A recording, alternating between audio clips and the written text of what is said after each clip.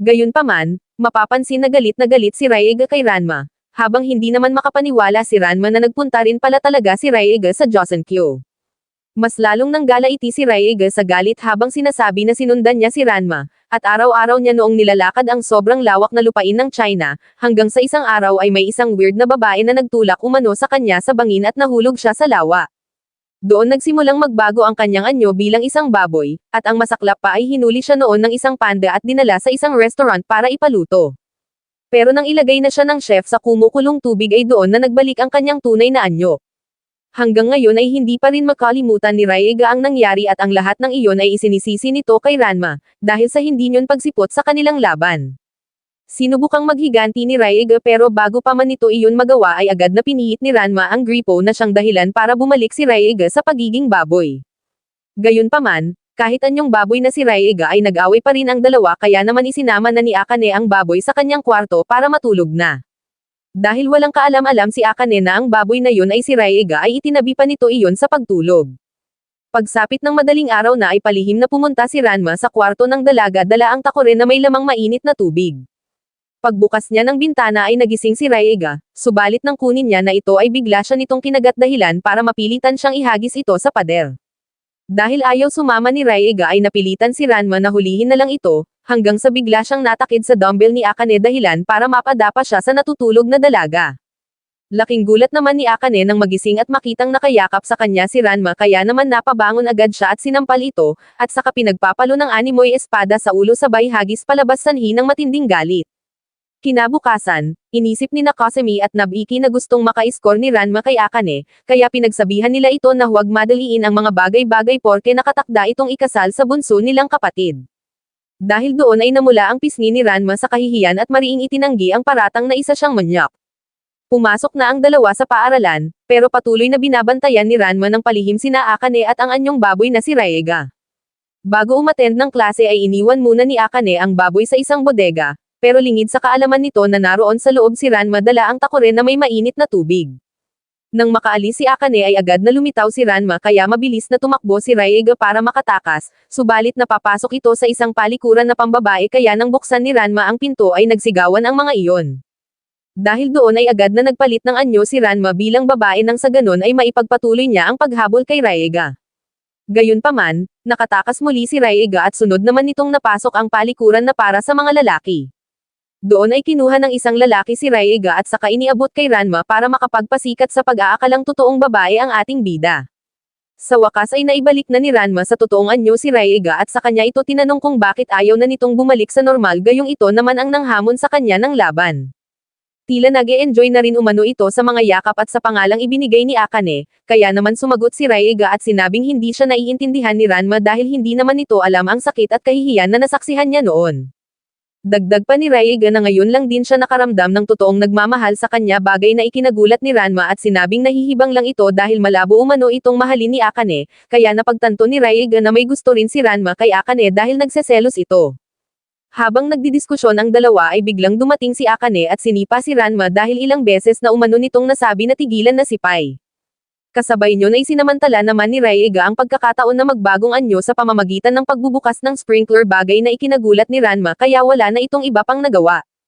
Ngunit, nang sumunod na araw ay hindi sinasadyang nagkahiwalay na naman ang dalawa matapos maligan ni Rhaegar nang iwan ulit siya ni Akane sa loob ng bodega. Nabigo si Rhaegar sa paghahanap kay Akane kaya naupo muna ito sa may tulay habang iniisip ang dalaga, nang bigla siyang makita at kuhanin ng mayamang mag-asawa na hindi biniyayaan ng anak. Dinala siya ng mga ito sa napakalaking mansyon, habang si Akane naman ay problemado sa paghahanap sa kanya kaya tinulungan na ito ni Ranma. Maya-maya pa ay isinabay na siya ng matanda sa panliligo, pero laking gulat nito nang maging tao ang kaninang itim na baboy, matapos nilang lumubog sa maligamgam na tubig. Gayunpaman, nang sabihin ni Rhaegar na tao talaga siya ay natuwa pa ang matanda sapagkat meron na umano ang mga itong magiging tagapagmana. Sa paghahanap naman ng dalawa ay napadaan ang mga ito sa mansyon ng mag-asawa kung saan narinig nila ang pagsigaw ni Pai habang hinahabol ng tatlong gwardya. Para kay Akane ay makipaglaban si Ranma sa tatlo nang sa ganon ay tumigil na ang mga ito sa paghabol kay Pai. Hindi nagtagal ay napabagsak niya ang tatlo at dumating naman ang mayamang mag-asawa. Bagamat nang hihinayang ay isinuko na ng mga ito si Pai at sinabing hahanap na lang sila ng bago nilang gagawin na tagapagmana. Sinubukan ni Mr. Genma na magpapansin sa mag-asawa para maging tagapagmana ngunit hindi naman ito pinansin ng mga iyon. Kinagabihan ay nakaramdam si Ranma ng pagsisisi kung bakit pa siya nagpakahirap na iligtas si Raega at sinabing dapat ay hinayaan na lang niya iyon na maging tagapagmana ng mayamang mag-asawa. Sinubukan niya ulit yung puntahan sa silid ni Akane, subalit ang dalaga ang bumungad sa kanya kaya sinipa ulit siya nito palabas ng kwarto. Dahil doon ay muli na naman siyang pinag-isipan ni Nakasumi at Nabiki na manyak bagay na hindi niya matanggap. Nang sumunod na araw, naisip ni Ranma na kumain ng ice cream kaya para hindi siya maiyang bumili ay ginamit niya ang kanyang anyong babae. Kinain niya iyon habang naglalakad nang bigla siyang mapadaan sa bakanteng lote kung saan niya nakita ang kanyang tatlong kaklase na sinasaktan ng isang babae gamit ang laso. Tumalon siya sa pader at agad na pinigilan ang babae. Bahagya silang nagtuos pero agad ding umalis ang babae na nagpakilala bilang Kodachi ng St. Hibrick High School. Isinama ni Ranma ang tatlo sa bahay ni Akane, at doon ng mga ito inilahad ang nangyaring pambubugbog sa kanilang lahat na miyembro ng gymnastic club. Dahil doon ay mapipilitan na umano silang umatras sa paligsahan, at tanging si Akane na lang ang natitira nilang pag-asa. Habang nagaganap iyon ay lingid sa kaalaman nilang lahat na may isang babae na nakikinig sa usapan nila. Nakiusap ang tatlo kay Akane na ito na ang maging representative ng Furincon High School sa gaganaping martial arts rhythmic gymnastics para sa kanila. Bagamat hindi siguradong makakaya ay matapang na pumayag si Akane alang-alang sa club at sinabing ipaghihiganti niya ang mga ito, bagay na labis na ipinagpasalamat naman ng tatlo. Pagkaalis ng mga iyon ay agad na nag-ensayo si Akane at sakto namang dumating si Raega kaya nasaksihan nito ang pag-insayo ng dalaga. Samantala, nang mga oras na iyon ay nag-insayo rin ang mga taga St. Hibrick High School, at doon na sinabi ng babae kay Kodachi ang tungkol sa narinig niya kanina na si Akane na ang magiging representative ng Furincon High School, kaya naman agad itong kumuha ng sandata para tambangan naman si Akane.